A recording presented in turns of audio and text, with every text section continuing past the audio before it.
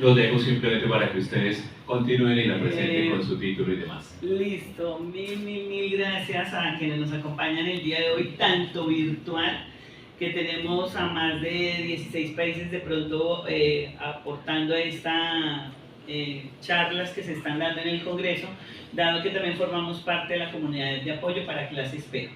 Entonces, recogiendo lo que ya nos planteaba el primer ponente y dadas las preguntas que se hacen, tuve la oportunidad de sistematizar esta experiencia. Entonces la denominamos sistematización de la experiencia de formación en humanidades en el contexto de la Escuela Tecnológica Instituto Técnico Central, aportando la innovación pedagógica. Algo que me llamaba la atención del coordinador de la mesa 3 del profe Leighton ayer, es cuando hablaba de pedagogías activas. Jacqueline viene con una amplia experiencia de formadora de formadores, aportando en la básica técnica y además luego entrando a procesos de tecnologías y en ciclos propedéuticos y docente de especialización y demás. Entonces, una de las preguntas que me surgió cuando entré a la escuela tecnológica es ¿qué es pensamiento crítico? ¿Quién es mi coequipero? Y ya en un momento se presenta y aporta en la ponencia. Surge esta presentación, Jacqueline Prieto Ortiz, Facultad de Sistemas, el profe Ángel Cepeda Campo, de la Facultad de Mecatrónica, y en ese orden viene nuestro pequeño resumen con base en este trabajo de grado. Ingreso más o menos 3 años y medio a la escuela como docente de Humanidades y Comunicación Oral y Escrita. Una de las cosas que se dio era lo que decía ahorita, la pandemia. Y al entrar la pandemia, envía a todos a casa. Y es donde viene lo de la pedagogía obligatoriamente innovadora a través de las tecnologías o de las TICs.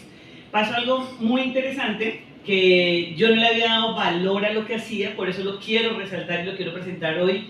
El primer congreso lo participamos igual con el profe Rafael, y en esta ocasión es con una sistematización de un trabajo de la maestría, donde evidenció esa innovación pedagógica, pero que tuvo una connotación diferente dada la situación. Entonces, igual como ustedes ya observan ahí, tuve la oportunidad de trabajar en todas las facultades de ingeniería, por eso gracias a mi ingeniero que nos acompaña el día de hoy, tuve ese privilegio de formar parte de cada una de las facultades, y uno de los temas era desde las humanidades y cómo se genera un pensamiento crítico, donde siempre se nos ha criticado a pensar.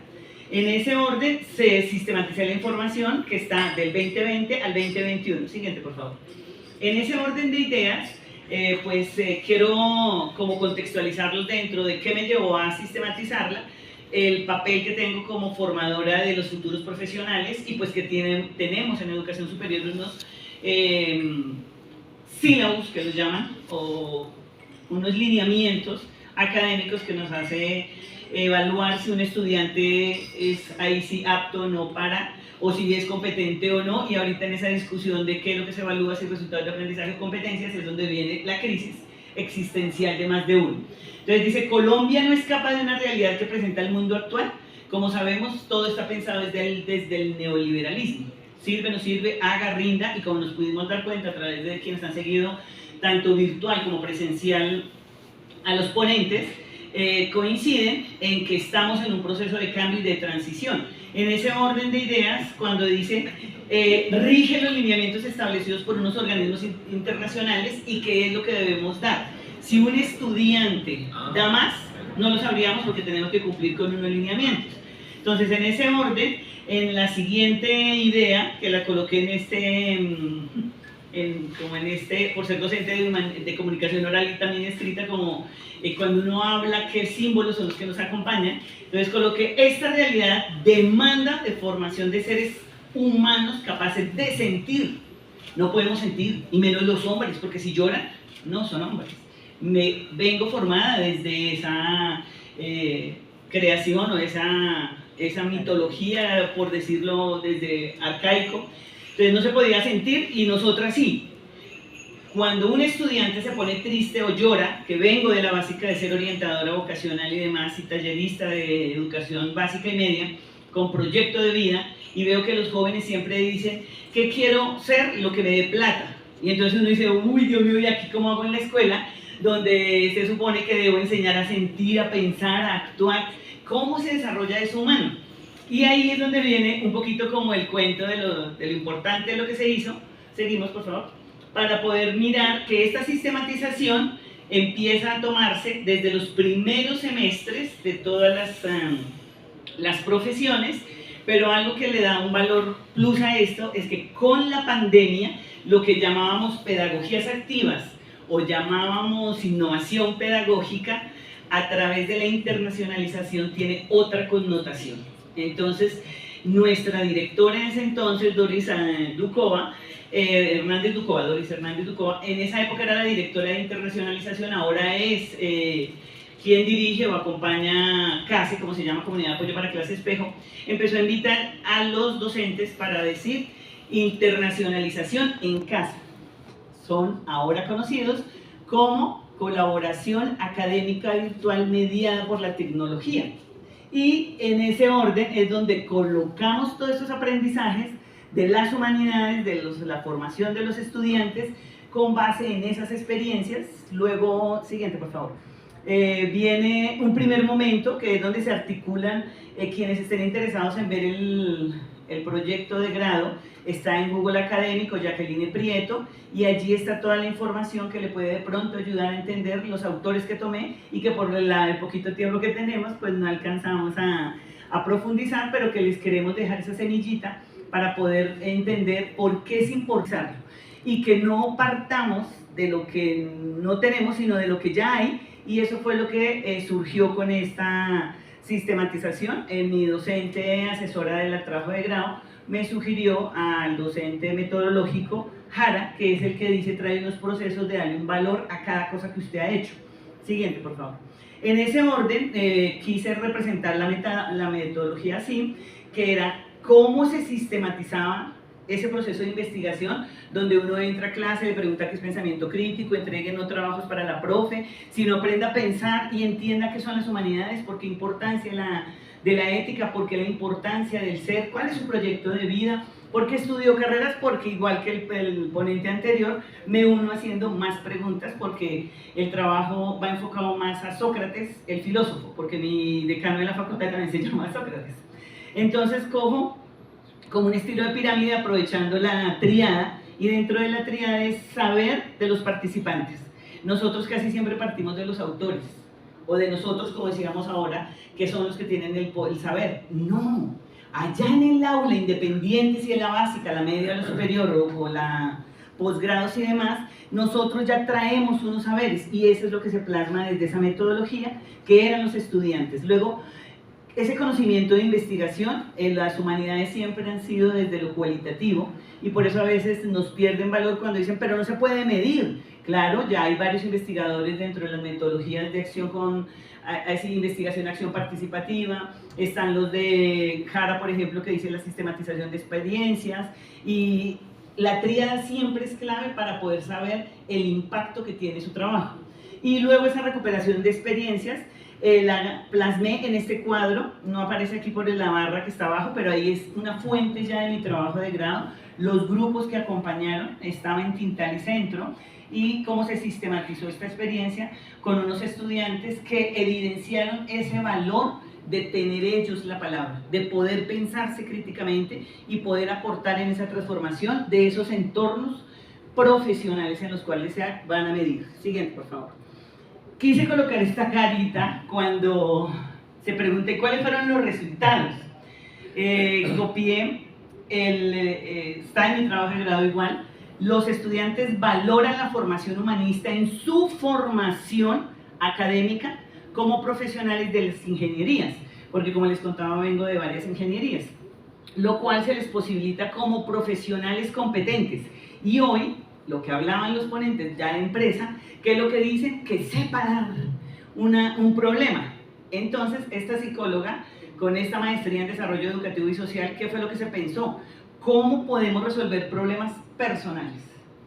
poder saber quién soy, qué quiero y para dónde voy. Y ahí fue en esa búsqueda de cómo desarrollar esos pensamientos que me encontré a una investigación del profe Leighton, que dentro de mi trabajo de grado en las referencias están, y también de un profesor que acompaña a la Facultad de Sistemas, que es el ingeniero Trejos, se me olvidó el nombre, pero el ingeniero Trejos, que también viene apostándole, ¿cómo?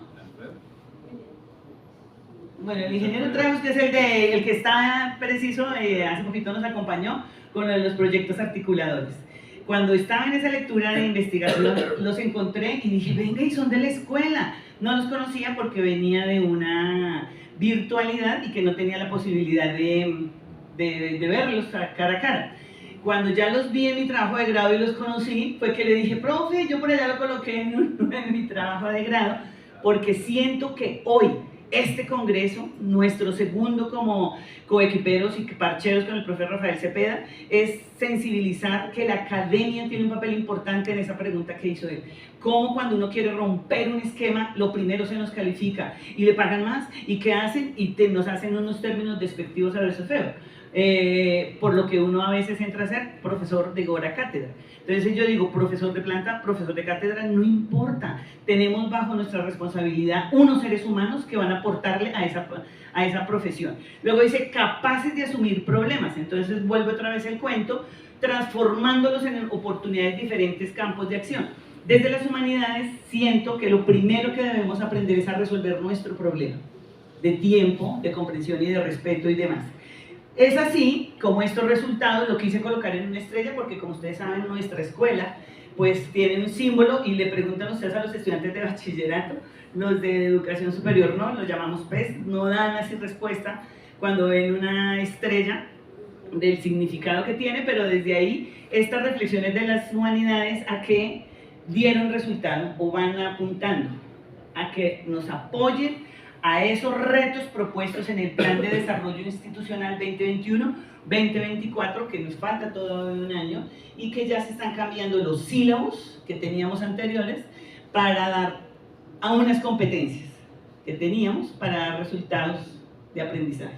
Entonces uno dice, no sé, no es tanto si es competente o no, porque uno de los ingenieros que nos aportaba, uno de los ponentes ahorita magistrales que dijo, lo importante es que puedan resolver, que puedan hacer. Y ayer, preciso, compartí con el vice y decía que nos faltaba gente líder capaz de transformar, de tomar decisiones, de poder liderar, y que nos falta ese pedacito latinoamericano. Siguiente, por favor. Entonces es así, como si ustedes están interesados, igual pueden entrar a mi YouTube, no necesitan marcar me gusta ni nada, es solo es pasión por lo que hago, y están 3 videos que fueron la experiencia que les decía a los estudiantes. Vamos a ver humanidades desde unos prototipos igual, pero ¿en qué orden? Desde qué significó las humanidades para usted en una palabra, en una frase. Si puede con su familia, ¿cómo se sintió? Porque siento que debemos volver no a lo antiguo, sino a la familia, al nicho, al respeto, a ese abuelo, a ese papá, y asimismo pues respetar al compañero, luego al profesor, luego eso que de pronto los avances tecnológicos han hecho que se aíslen los conocimientos.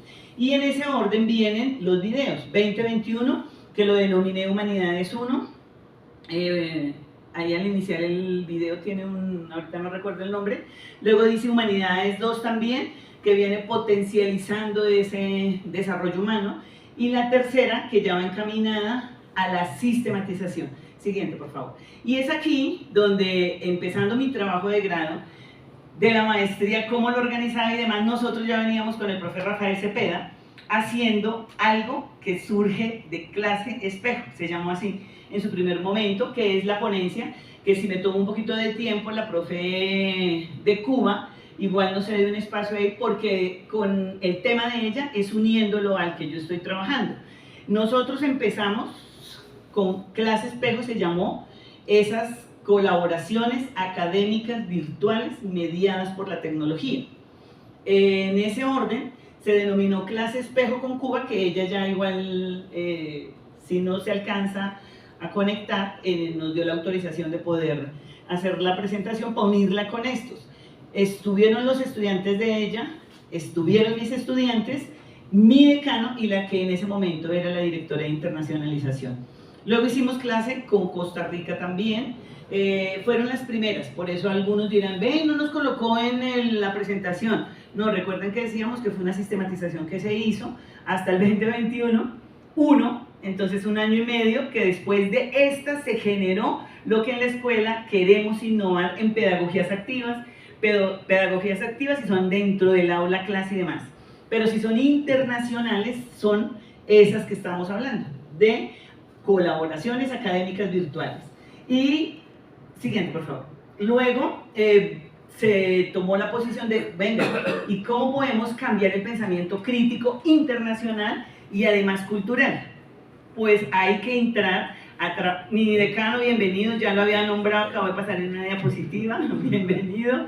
Entonces, en ese orden, se dijo, bueno, ya hay clase espejo, entonces, ¿cómo podemos hacer innovación pedagógica de lo que hablábamos ahorita?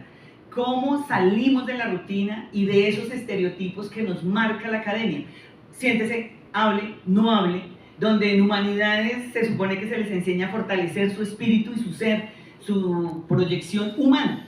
Entonces, se dio, fuera de clase colaborativa, se dio una clase abierta, entonces por eso decía clase abierta, que estuvo Colombia, mis estudiantes, Cuba, la persona que acabamos de hablar en el clase espejo, y la que me sigue, luego un personaje de Uruguay y 2 profesionales de Paraguay, también profesionales que hacían como lo que denominamos aquí conferencia de expertos o apoyo de expertos, o que son los que traen los temas. Dentro de la clase espejo les denominamos masterclass también.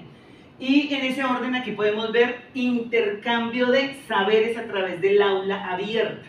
La llamamos aula abierta porque podían entrar varios profesores y en ese orden aportar esas acciones. Siguiente, por favor.